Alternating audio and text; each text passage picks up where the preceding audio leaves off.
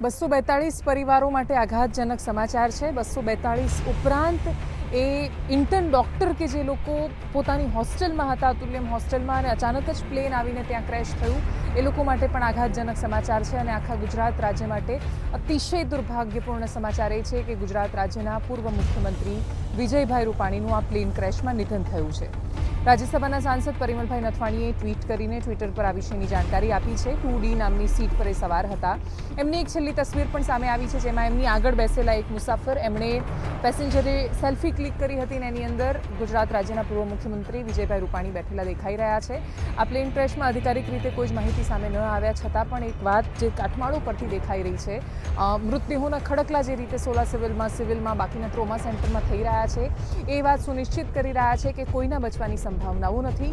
એ સિવાય જે જગ્યાએ પ્લેન ક્રેશ થયું એ ઘટના સ્થળ પર પણ વધારે લોકોના મૃત્યુના સમાચાર છે। ચારેય બાજુથી અતિશય દુર્ભાગ્યપૂર્ણ તસવીરો સામે આવી રહી છે। પ્રધાનમંત્રી નરેન્દ્ર મોદી ગુજરાત આવવા માટે રવાના થઈ ગયા છે। ગૃહમંત્રી અમિત શાહ આવી રહ્યા છે। એનડીઆરએફની ટીમો દરેક શહેરમાંથી નીકળીને બચાવ માટે નીકળી છે, પણ હવે કોને બચાવશે અને શેને બચાવશે, કેમ કે ચારેય બાજુ મૃતદેહોના ખડકલા છે। કઈ ટેકનિકલ ખામી સર્જાઈ, શેના કારણે આ થયું, એના વિશેની માહિતી નથી। મેડે ટેકનિકલ ભાષામાં પાયલટ જ્યારે એને કોઈ પણ ઇમરજન્સી સિચ્યુએશન લાગે ત્યારે આખી દુનિયામાં એ લોકો આ પ્રકારની એક ઇમરજન્સી ઘોષિત કરતા હોય છે। પ્લેન ટેક ઓફ થતાની બીજી મિનિટે, એટલે 1 મિનિટની અંદર પાયલટે આ જાહેર કર્યું હતું। બ્લેક બોક્સ શોધાઈ રહ્યું છે, એ મળતાની સાથે જે છેલ્લું કન્વર્ઝેશન જે પાયલટે કરવાનો પ્રયત્ન કર્યો હશે એ સામે આવશે। 230 મુસાફરોના નામ, એની યાદી બોર્ડ થયા, એ બધાની માહિતી સામે આવી ગઈ છે। બાકીના જે 12 હતા, 10 ક્રૂ મેમ્બર હતા, 2 પાયલટ હતા, એ લોકોની પણ ઇન્ફોર્મેશન સામે છે। દરેક લોકોએ અધિકારિક રીતે આ દુર્ઘટનાને, બધા જ લોકો, આખી દુનિયા સંવેદના વ્યક્ત કરી રહી છે, પણ બચવાની સંભાવનાઓ નથી દેખાઈ રહી। સિવિલ હોસ્પિટલમાં ચારેય બાજુથી રોકકળની, બૂમોની, ચિંતાની, આક્રંદની, કરુણાની તસવીરો સામે આવી રહી છે। આખા રાજ્ય માટે અતિશય આઘાતજનક અને દુર્ભાગ્યપૂર્ણ સમાચાર છે।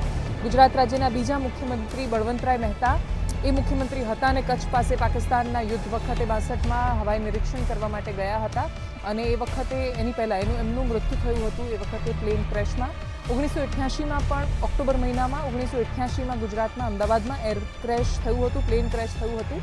પ્લેન ક્રેશની દુર્ઘટનાઓ બહુ જ ઓછી થતી હોય છે, પણ જ્યારે થાય ત્યારે માણસોની બચવાની સંભાવનાઓ ઘટી જાય છે। રોડ અકસ્માતમાં બહુ જ બધા માણસો દરરોજ મૃત્યુ પામે છે, પણ વિમાન દુર્ઘટનાઓ ભલે ઓછી ને જવલ્લે થાય, પણ છતાંય એક સાથે આટલા માણસોને આપણે જ્યારે મૃત્યુ પામતા જોઈએ છીએ ત્યારે એ ખૂબ પીડા આપતી તસવીરો હોય છે।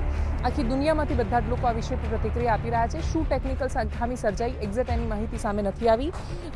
એ સિવાય અત્યારે જે સિવિલ હોસ્પિટલમાંથી જે દ્રશ્યો સામે આવ્યા છે, લઈ જવા માટે કફન નથી, ઓઢાડવા માટે સફેદ ચાદરો છે એ ભેગી કરવામાં આવી રહી છે। 1:40 પ્લેન ટેક ઓફ થયું અને એના પછી તરત જ બિલ્ડિંગ પાસે ત્યાં ટકરાયું હતું।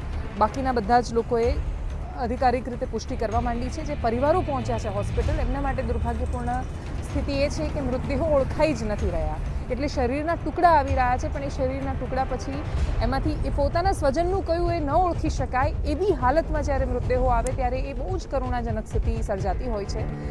ખૂબ બધી પ્રતિક્રિયાઓ આવી છે આ વિષય પર।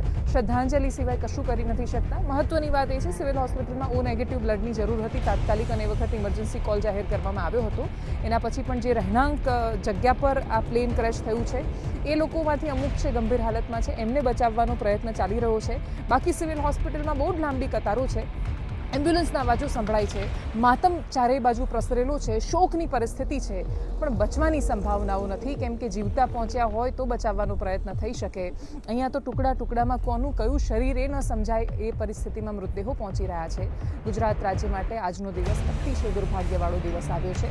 આજનો દિવસ એટલી મોટી કરુણાંતિકા લઈને આવ્યો છે, જેની 1:40 પહેલાં કોઈ કલ્પનાય નહોતું કરી શકતું કે અચાનક જ લંડન જવા નીકળેલા માણસોને કાળ ભરખી જશે।